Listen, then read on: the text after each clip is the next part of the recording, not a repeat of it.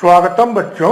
मैं उमाशंकर तिवारी, तुम्हारा कक्षा अध्यापक एवं हिंदी शिक्षक।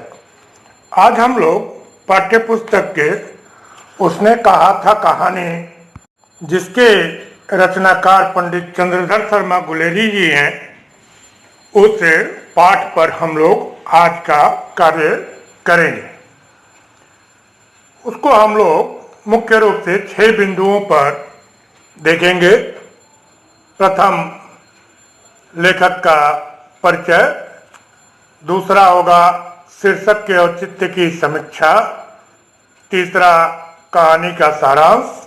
चौथा, कहानी का उद्देश्य। पांचवा, कहानी का संदेश। छठवां और अंतिम बिंदु होगा कहानी का प्रमुख पात्र लहना सिंह के चारित्रिक विशेषताओं के मुख्य बिंदु।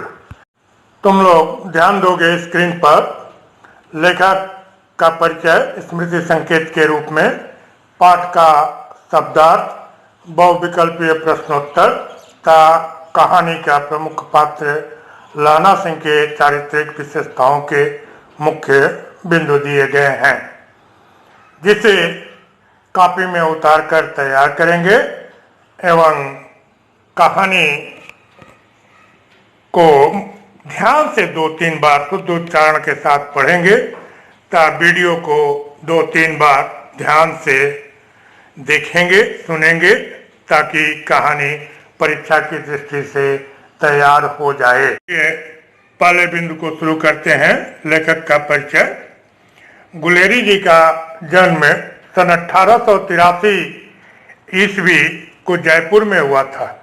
बचपन में उन्होंने अपने विद्वान पिता से संस्कृत पढ़ी और 5-6 वर्ष की अवस्था में उन्हें 300-400 श्लोक तथा अष्टाध्यायी के 2 अध्याय कंठस्थ थे। 9-10 वर्ष की अवस्था में गुलेरी जी ने संस्कृत में एक छोटा सा व्याख्यान देकर भारत धर्म महामंडल के कई उपदेशकों को आश्चर्यचकित कर दिया था।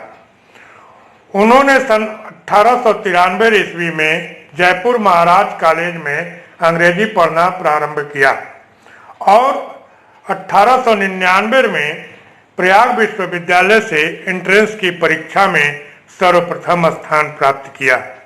उनकी इस सफलता पर जयपुर राज्य ने उन्हें स्वर्ण पदक देकर प्रोत्साहित किया। एंट्रेंस की परीक्षा पास करने के पश्चात उन्होंने महाभाष्य का अध्ययन किया और सन 1903 ईस्वी में प्रयाग विश्वविद्यालय से प्रथम श्रेणी में बीए पास किया। इस बार उन्हें पुनः जयपुर राज्य में स्वर्ण पदक और बहुत सी पुस्तकें पुरस्कार में प्राप्त हुई। वह दर्शन शास्त्र में एमए करना चाहते थे, पर जयपुर राज्य के आग्रह से उन्हें खेतड़ी नरेश जयसिंह का संरक्षक बनकर अजमेर के मेयो कॉलेज जाना पड़ा और वह वहीं संस्कृत के प्राध्यापक हो गए। सन 1920 ईस्वी में वे अजमेर से काशी आ गए और काशी विश्वविद्यालय में संस्कृत विभाग के अध्यक्ष हो गए, पर 2 वर्ष तक कार्य करने के पश्चात सन 1921 ईस्वी में 39 वर्ष की अल्पावस्था में उनका स्वर्गवास हो गया। गुलेरी जी कई विषयों के प्रकांड पंडित थे और वैदिक साहित्य, भाषा तत्व, दर्शन व पुरातत्व आदि विषयों का उन्होंने गंभीर अध्ययन किया था। साथ ही उन्हें अंग्रेजी, जर्मन, फ्रेंच, संस्कृत, प्राकृत, पाली, बंगला और मराठी भाषा का भी अच्छा ज्ञान था। उन्हें किसी भी प्रकार का आडंबर रुचिकर न था और वह साहित्य के मौन साधक थे तथा आजीवन उसके विद्यार्थी बने रहे। उनकी कृतियों को देखें हम लोग। गुलेरी जी प्राचीन भाषाओं, भाषा विज्ञान, पुरातत्व, इतिहास और साहित्य के गंभीर विद्वान थे, पर उन्होंने स्वतंत्र रूप से कोई ग्रंथ न लिखकर पत्र पत्रिकाओं में ही अपनी रचनाएं प्रकाशित करवाई। कछुआ धर्म, मारसी मुंह, कुठाऊ, पुरानी हिंदी आदि उनके निबंध विशेष रूप से प्रसिद्ध है। सुखमय जीवन, उसने कहा था और बुद्धों का कांटा नामक 3 कहानियां भी उनकी प्रसिद्ध हैं। और इसका संग्रह प्रयाग विश्वविद्यालय के ओरिएंटल विभाग ने गुलेरी जी की अमर कहानियां नाम से प्रकाशित किया। गुलेरी जी ने जयपुर से समालोचक नामक पत्र भी प्रकाशित किया था और सामाजिक विषयों पर उनके निबंध इस पत्र में प्रकाशित हुए हैं। क्रम को आगे बढ़ाते हैं और शीर्षक के औचित्य की तरफ बढ़ चलते हैं। पंडित चंद्रधर शर्मा गुलेरी जी का नाम हिंदी कहानीकारों में सर्वदा स्मरण रखा जाएगा। गुलेरी जी ने अपने जीवन काल में कुल 3 कहानियों की रचना कर सर्वश्रेष्ठ कहानीकारों में अपना स्थान ही नहीं बनाया, बल्कि अपने रचना कर्म के माध्यम से आने वाली पीढ़ी को एक दिशा भी दिलाया। उसने कहा था, कहानी का शीर्षक अति उपयुक्त है और सर्वदा पाठकों के मन में जिज्ञासा बनाए रखता है कि किसने कहा था, किससे कहा था, क्यों कहा था, कब कहा था, क्या कहा था। यही जिज्ञासा अंत तक बनी रहती है।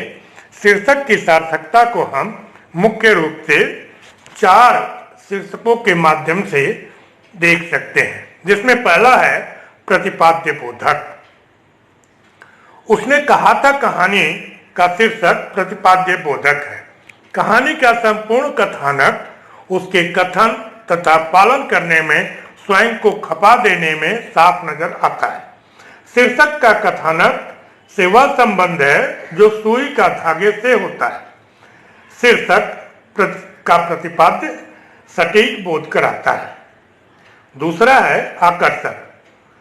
कहानी का शीर्षक प्रतिपाद्य बोधक होने के साथ बेहद आकर्षक भी है। पाठक शीर्षक पढ़ते ही उसके आकर्षण में कि वह कौन है जो कहता है और वह क्या एवं किससे कहता है, आकर्षण का ही परिणाम है कि पाठक कहानी का आदि से अंत तक एक ही श्वास में पठन कर डालता है। तीसरा, सरल। उसने कहा था, कहानी का शीर्षक अत्यंत आकर्षक होने के साथ सरल भी है।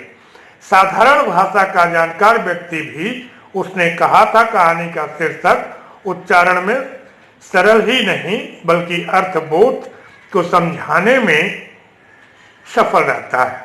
शीर्षक की सरलता पाठक को कहानी पढ़ने को विवश करती है। चौथा, संक्षिप्त।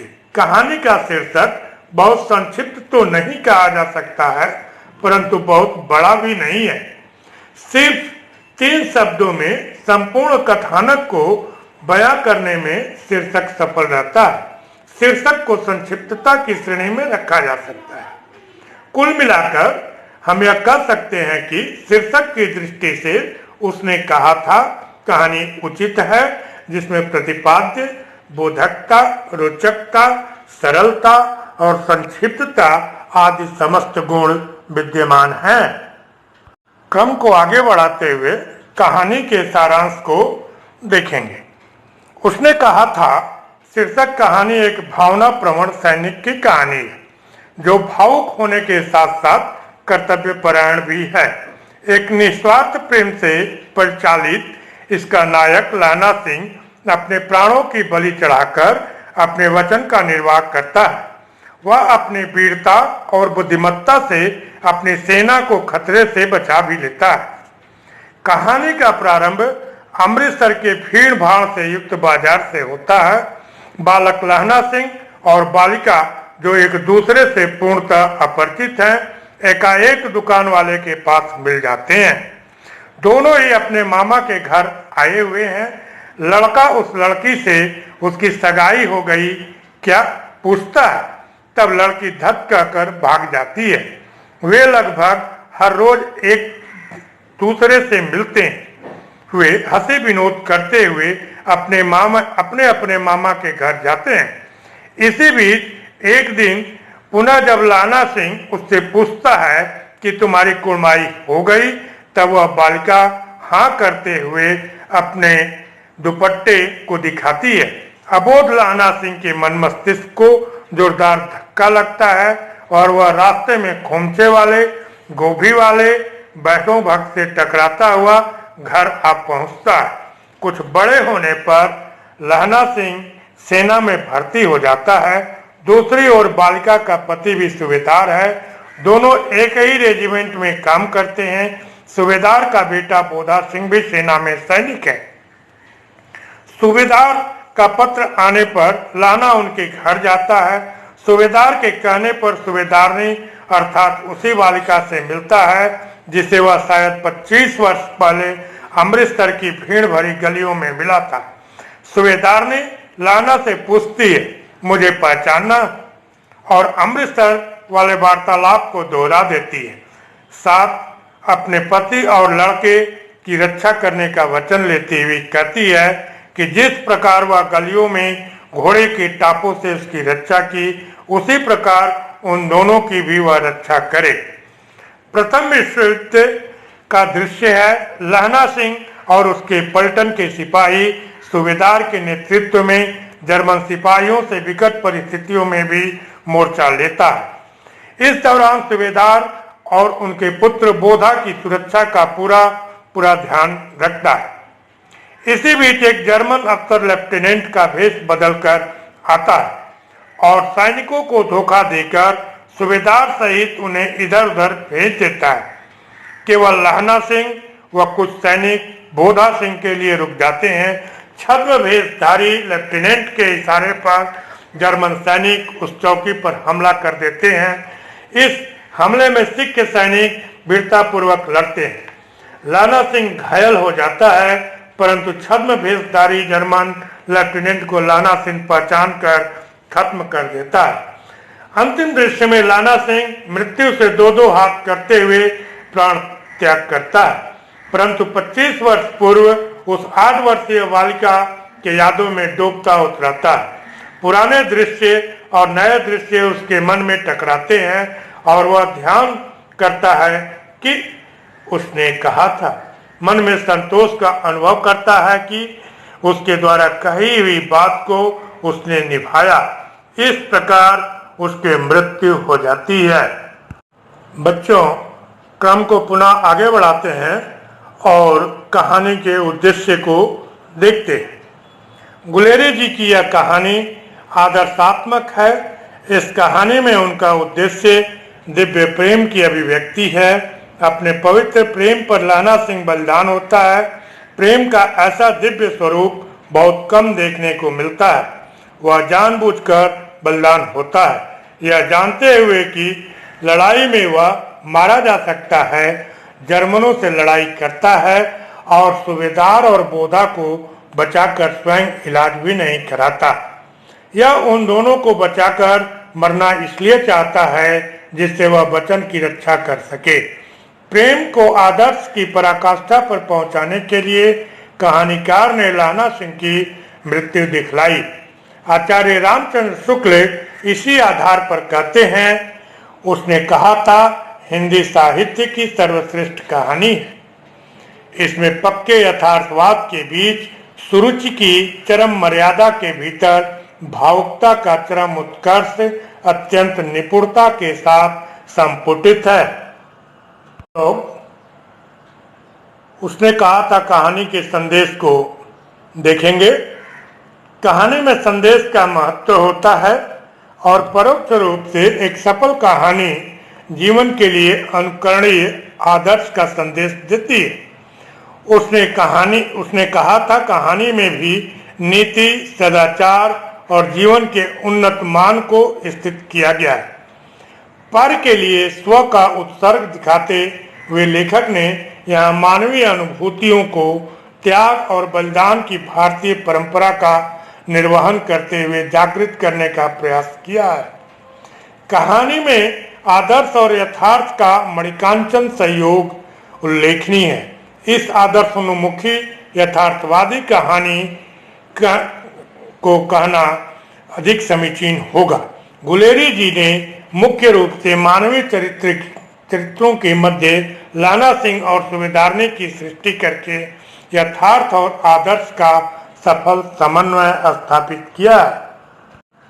अब अंतिम कड़ी में हम लोग कहानी का जो प्रमुख पात्र है लहना सिंह, उसकी चारित्रिक विशेषताओं के मुख्य बिंदुओं को देखेंगे। थोड़ी सी भूमिका। उसने कहा था कहानी का प्रमुख पात्र लाना सिंह है। लाना सिंह का चरित्र यथार्थ की पृष्ठभूमि पर आदर्श का प्रतिनिधित्व करता है। उसके हृदय में वासना का लेश भी नहीं। वह वचन का धनी है तथा अपने मधुर प्रेम की पूर्ति में सहर्ष अपना सब कुछ बलिदान कर देता है।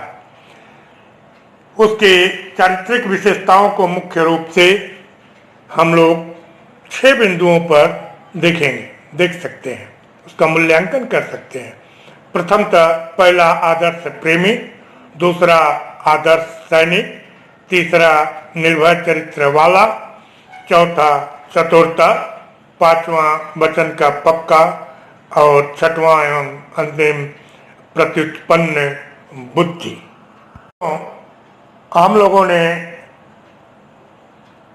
पुस्तक में, पाठ्य पुस्तक में जो कहानी है उसने कहा था, उस पर आज हम लोगों ने कार्य किया।